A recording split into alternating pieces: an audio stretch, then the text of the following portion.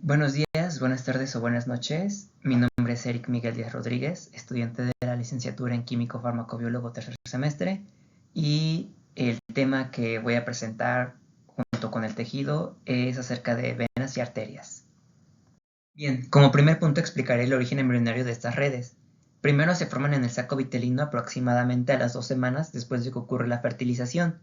El desarrollo dentro del embrión ocurre 2 días después, y en las primeras semanas los vasos sanguíneos comienzan a formarse a partir del mesodermo embrionario. Aquí ocurren las primeras células precursoras, llamadas hemangioblastos, que se diferencian en angioblastos y que estos dan lugar a los vasos sanguíneos y a las células madre pluripotentes.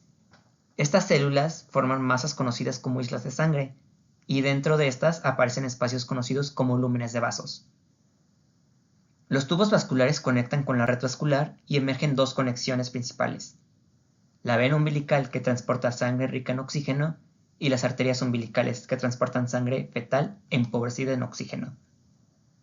Con esto hay tres derivaciones principales: el foramen oval, que permite fluir la sangre desde la aurícula derecha a la aurícula izquierda; el conducto arterioso, que es un vaso temporal, y este conecta la aorta con el tronco pulmonar; y el conducto venoso, que une la vena umbilical con la vena cava inferior a través del hígado.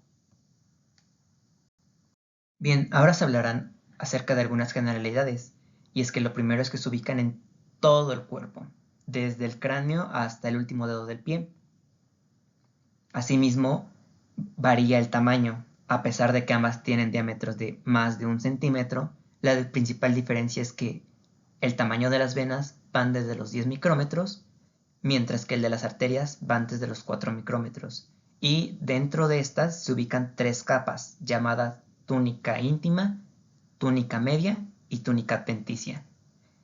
Asimismo, la principal función es que transportan sangre, pero aquí se diferencian, puesto que las arterias transportan sangre oxigenada al corazón, mientras que las venas transportan sangre pobre en oxígeno al corazón.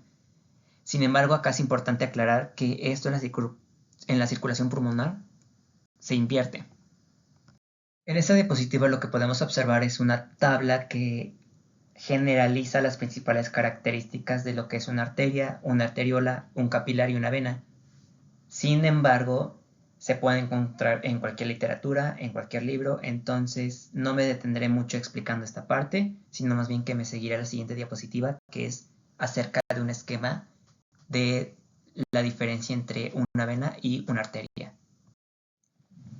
En ese esquema podemos observar la diferencia entre las tres túnicas de una arteria y una vena.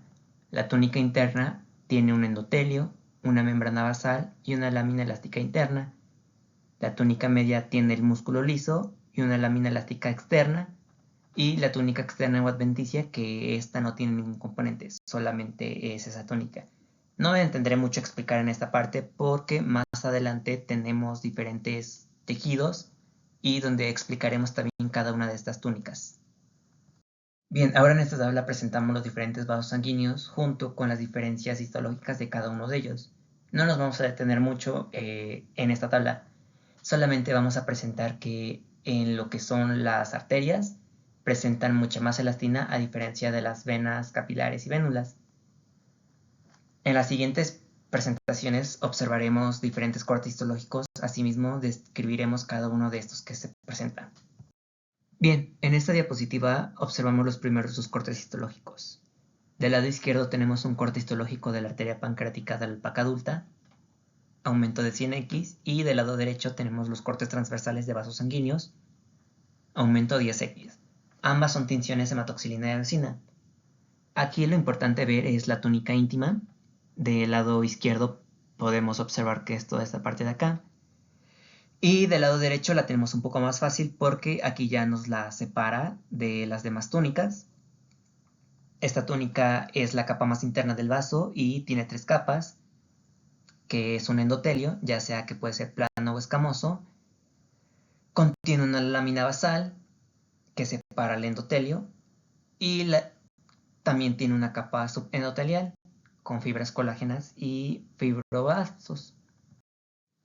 En esta lámina presentamos otros dos cortes histológicos del lado izquierdo una arteria muscular tensión orseína aumento 20x y del lado derecho una microfotografía de la pared de una vena mediana aumento 360x, tinción hematoxilina y eosina. Podemos observar en la imagen del lado izquierdo que la túnica media es la túnica más gruesa de las arterias y se extiende desde la membrana elástica interna hasta la membrana elástica externa, que son estas de acá. Puede presentar también fibras musculares lisas que nos ayudan a regular la presión y fibras elásticas que estas nos proporcionan elasticidad y resistencia. Ahora bien, en ambas podemos observar una túnica adventicia, que es esta parte de acá, esta, donde pueden presentar fibras de colágena que dan al tejido consistencia y resistencia a la atracción. Bien, en esta otra lámina tenemos otros dos cortes histológicos. Del lado derecho tenemos una microfotografía de corte transversal de la pared de una arteria muscular, aumento 360x. Y del lado de izquierdo tenemos una microfotografía de arteriolas y vénulas de la dermis, aumento 320x. Ambas imágenes son en tinciones de hematoxilina y eosina, pero a diferencia de la imagen del lado derecho, en esta tenemos que esta arteriola fue seccionada transversalmente, mientras que esta otra fue seccionada longitudinalmente. Estos núcleos redondos y ovoides pertenecen a células musculares lisas de la túnica media y los núcleos alargados, estos de acá, que se ven acá, pertenecen a células endoteliales. En este detalle, que es de aumento de 600x, tenemos núcleos de células endoteliales que sobresalen a la luz, que son estos que las flechas están indicando. Del lado derecho se ve así la arteria porque el vaso está contraído y está muy retráctil. Esta contracción también determina los núcleos de células endoteliales sean redondos, solamente que aquí no se pueden apreciar muy bien. ¿Acaso acá tenemos solamente uno? No sé si lo alcanzan a ver. Pero ¿dónde va a estar lo interesante si no tenemos una patología? Del lado derecho presentamos un corte histológico de una arteria descendiente donde se observa una placa abundante de lípidos, tinción hematoxilina y eosina, aumento de 10x. Y del lado izquierdo tenemos un corte histológico de una arteria, podemos llamarla sana, tinción orseína, aumento de 20x. La patología es la aterosclerosis. Como sabemos, una aterosclerosis es la acumulación de grasas, colesterol y otras sustancias en las paredes de las arterias, conocida como placa o placa de ateroma. En la imagen del lado derecho, TCFA significa fibroateroma de capa fina, no roto. Esto significa que es una placa, vulnerable, inestable en pocas palabras. Y esta flecha indica una capa fina que separa el núcleo necrótico del lumen coronario, o también conocido como luz. Observamos un gran volumen de placa con abundantes lípidos y estrechamiento significativo de la luz del vaso. Esta luz no es igual a esta luz. Si esta placa se rompe, provocaría la formación de trombos, que no es nada más que coágulos, y aneurismas. Un aneurisma es cuando una arteria se inflama y donde si esta se llega a romper, puede provocar la muerte. A diferencia de la anterior diapositiva, del lado derecho podemos observar un corte histológico de una arteria con placa de ateroma estable, sin riesgo de ruptura, tinción de hematoxilina y eosina a un aumento de 10x. Aquí podemos apreciar de una manera más discreta lo que es la túnica íntima, la placa de ateroma, lípidos disueltos y cristales de colesterol. Esto es la luz del vaso. Y del lado izquierdo tenemos un corte histológico de una arteria y una vena para comparar pues las estructuras. Tinción orseína, aumento de 4x.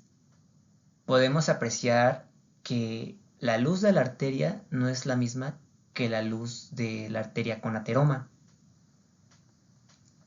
Esta diferencia de la otra es que el componente lipídico es menos preponderante y existe una extensa fibrosis que sostiene la placa, lo que la mantiene estable y sin riesgo de ruptura. Aunque esto no quiera significar o no significa que sea lo ideal dentro de una pues patología, porque sigue presentando algunas complicaciones a diferencia de lo que podría ser bien una arteria sana. Esto pues ha sido todo. Espero que les haya quedado un poco claro acerca de las diferencias histológicas de una arteria y una vena y cómo se presentan con una patología, en este caso una aterosclerosis. En la siguiente diapositiva presentamos lo que son las referencias.